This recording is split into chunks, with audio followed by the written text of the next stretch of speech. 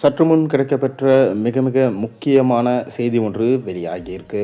ஸ்டாலினுக்கு எதிராக போடப்பட்ட தீர்ப்பு.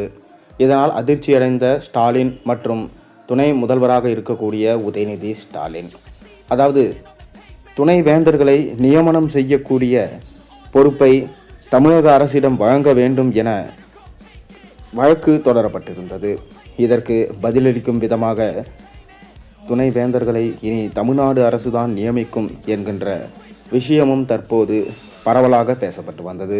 ஆனால் இந்த வழக்குக்கு எதிராக மேல்முறையீடு செய்யப்பட்டிருப்பதாகவும், கண்டிப்பாக துணை வேந்தர்களை தமிழ்நாடு அரசு, அதாவது திமுக அரசு ஸ்டாலின் அவர்கள் நியமித்தால் அதில் முறைகேடுகள் நிறைய நடக்க வாய்ப்பிருப்பதாகவும், அது நேர்வழியாக நடக்காது மற்றும் கல்வி சம்பந்தப்பட்ட விஷயத்தில் மாணவர்களுக்கு முறையான கல்வி போய் சேராது என்கின்ற தகவலும் தற்போது பரவலாக பேசப்பட்டு வருகிறது. மேலும் துணை வேந்தர்களை நியமனம் செய்வது அரசியல்வாதிகளின் கையில் சென்றால் கண்டிப்பாக அது ஊழலுக்கு தான் வழிவகுக்கும். பல்கலைக்கழக வேந்தர்களை முறையாக நியமனம் செய்ய மாட்டார்கள். பல்கலைக்கழகத்தில் படிக்கும் மாணவர்களுக்கு முறையான கல்வி என்பது போய் சேராது. அது கடைசியில் எப்படி அனைத்து துறைகளிலும் ஊழல் இருக்கிறதோ, கடைசியில் கல்வியிலும் மிக பெரும் ஊழல் ஏற்படும் என்கின்ற தகவலும் தற்போது வெளியாகியிருக்கிறது. இந்த நிலையில்தான் ஆளுநர் RN ரவி அவர்களுக்கு சாதகமாக இந்த வழக்கின் முடிவு இருக்கும் என்பது தற்போது தெரிய வந்திருக்கிறது. மேலும் மேல்முறையீடு செய்யப்பட்டிருப்பதால் இந்த வழக்கில் ஸ்டாலின் அவர்களுக்கு எதிராக தான் தீர்ப்பு வழங்கப்படும்.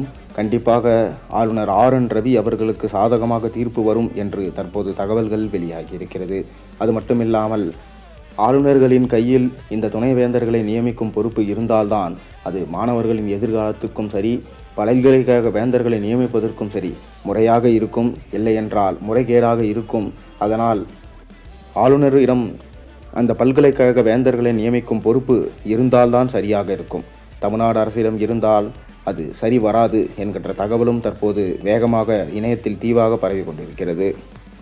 மேலும் இன்னும் 2 மாத காலத்திற்குள் சட்டமன்ற தேர்தல் என்பது நடைபெற இருக்கிறது. இதற்கு இடையிலேயே இந்த வழக்கில் தீர்ப்பு வழங்க அதிக வாய்ப்புள்ளதாகவும் தற்போது தகவல்கள் வெளியாகியிருக்கு. அது மட்டுமில்லாமல் அமலாக்கத்துறையின் வசமும் அனைத்து அமைச்சர்களும் சிக்கியுள்ளார்கள். இதுபோன்று தொடர்ந்து அனைத்து விஷயங்களிலும் திமுகவுக்கு எதிராக இருப்பதால் தற்போது ஸ்டாலின் அவர்களுக்கு மிக பெரும் தலைவலி ஏற்பட்டதாக தகவல்கள் வெளியாயிருக்கு.